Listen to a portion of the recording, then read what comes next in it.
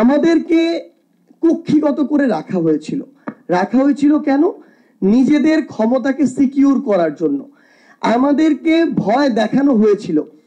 ঠিক কেন? কারণ যারা তাদেরকে ওই ক্ষমতার প্রোটেকশন দেয় তাদেরকে যেন আমরা ভয় করি। সো এখন আমরা আমাদের জায়গা থেকে জাস্ট একটা জিনিস বলি যে আমাদের এখন দৃষ্টিটা অনেক তীক্ষ্ণ করতে হবে। আগে ছিল আমরা নিজেদের মানে গা বাঁচানোর পলিসিতে ছিলাম। এই তরুণ প্রজন্ম এখন তাদের জায়গা থেকে অন্যের দিকে তীক্ষ্ণ দৃষ্টি দিবে।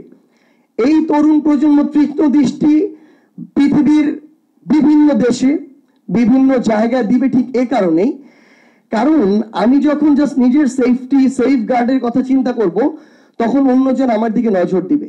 কিন্তু আমার নজর যখন এখন গ্লোবালি যাবে তখন আমাদের জায়গা থেকে একটা জিনিস অন্তত হবে যে আমি নতুন কাউকে নেভিগেট করতে পারি আর না পারি, আমার উপরে কেউ নজরদারি করতে পারবে না।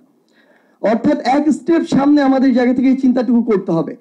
এবং ফাইনালি জাস্ট একটা জিনিসই আমাদের জায়গা থেকে আমরা মনে করি, আমাদের এখন এক্সপ্যানশন করতে হবে। ল্যান্ডের এক্সপ্যানশন কতটুকু সম্ভব বা সম্ভব নয় সেটা সময় নির্ধারণ করবে। এমনও বলবো না যে কোনোদিন সম্ভব না, হতেও পারে, কিন্তু কালচারাল এক্সপ্যানশন মাস্ট। বাংলাদেশের যে এই কালচারকে আমাদের day by day global culture করতে হবে। তারা তাদের জায়গা থেকে ডমিনেন্সি ক্রিয়েট করেছে বিভিন্নভাবে, আমাদেরকেও আমাদের জায়গা থেকে আমাদের কালচারের মাধ্যমে আমাদের ইকোনমির মাধ্যমে এই ডমিনেন্সি আমাদের এই এরিয়া এই সীমানার এক্সপানশন ঘটাতে হবে।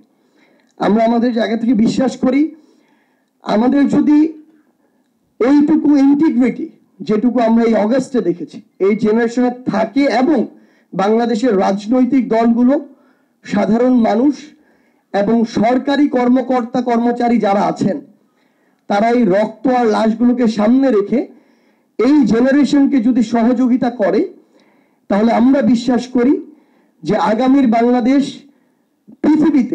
পৃথিবীর মানচিত্রে প্রভাব রাখায় নাম উচ্চারণে এই মানচিত্রটাকে আমরা যে জায়গায় দেখতে চাই, এই পতাকাটাকে আমরা যেভাবে উড়তে দেখতে চাই, আমরা বিশ্বাস করি আগামী 1 দশকে আমরা সেই জায়গায় দেখতে পাবো।